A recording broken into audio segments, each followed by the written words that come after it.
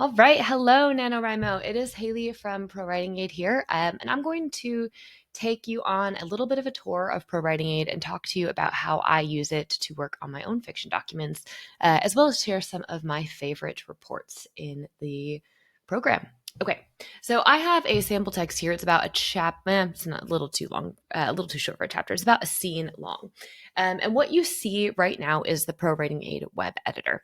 So the web editor is where you can edit directly into ProWritingAid, but you can also access all of these features on websites like Atticus, Wattpad, AO3, really anywhere you're writing online or on your desktop. So Scrivener, Word, Google Docs, etc.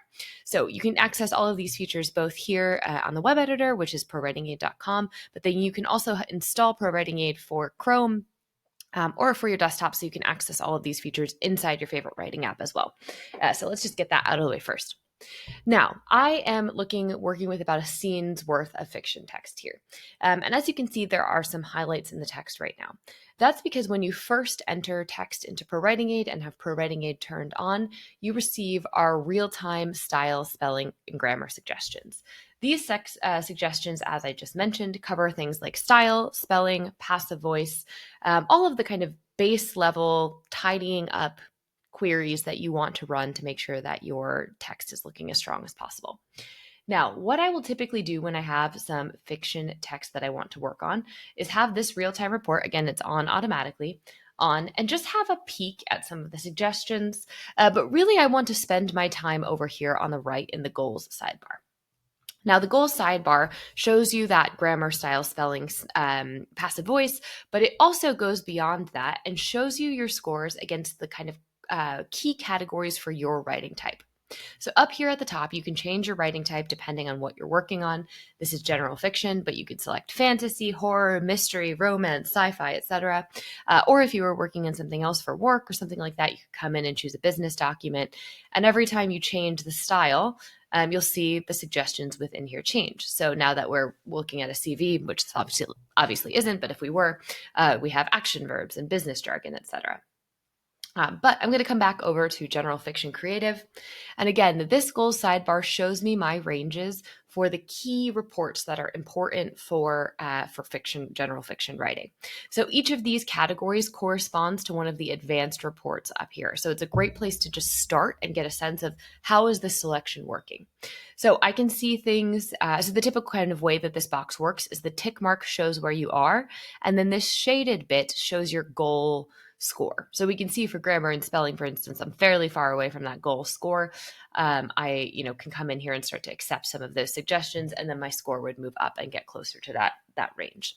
Now we do have this as a range because in any manuscript, you're not going to have perfect style. You're not going to have perfect grammar. There are going to be intentional errors. There are going to be places where you're intentionally using things like passive voice. So every one of these goals categories is a range. So if you don't get to 100, don't worry. But anyway, I come in here and I have a look at basically where I am within each of these areas. And that tells me where I can start. So I can see, for instance, that I might have an issue with slow pacing. Then I can click in, see the report, see what the kind of pacing issues are that we've got in this report. We've got a number of slow-paced paragraphs in a row and potentially too high of a slow-paced percentage. And that then gives me information on what I want to change. And then when I'm ready, I can just click real-time again and go back to the overall reports. So this is a really, really great place to start because it tells me where should I start to pay attention and where might I be okay to just kind of leave it and work on something else. So it's a really, really quick snapshot. So some of the areas I really love to pay attention to are the glue index. So the glue index relates to sticky sentences, which are sentences that are grammatically correct, but might be overly wordy and confusing for your readers. So this is one I pay a lot of attention to because it's basically a place where you can just tighten up your sentences and make them a lot more effective.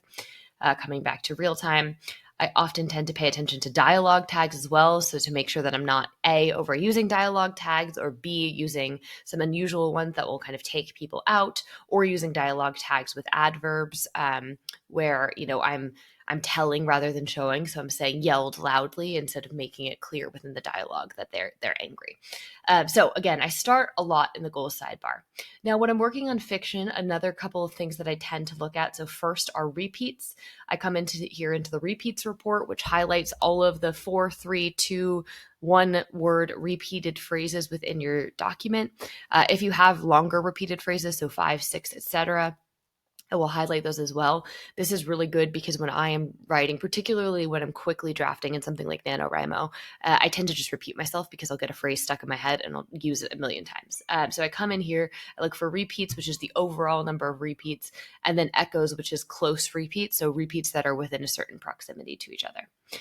Then I'll also come in here and use the sensory report, which gives me a good understanding of how well I'm using the 5 senses as it relates to my document. Because as writers, particularly on those first drafts or those initial drafts, we tend to lean heavily into sight words and ignore the other 4 senses, which again can create kind of rich tapestry of character and setting. Now, I'm going to show you how you can use or not use AI within this as well, depending on your comfort level. So for every single one of our reports, there are options to use it with or without AI. So the basic sensory report, for instance, just gives you a count of your sense words. So if you're not super comfortable using AI, you can just stop here. Basically counts all the sense words for you, highlights them within your text, and then you can decide what to do with that. You can decide if you're happy with the score, or you can decide to change it and add more sensory words if you'd like. But if you're also comfortable with AI, you can come in here, you can highlight any individual sentence, and it will suggest rephrases, so new ways that you can write the sentence that incorporate more sensory language in it. So a lot of the reports have that option to rephrase or to add more text or to change up your text a little bit using AI. And again, your comfort level determines how much you want to use that. Each of these reports at their baseline, so like repeats, for instance, this information is super useful because you wouldn't be able to easily see the repeated words and phrases in your text without running a report like this.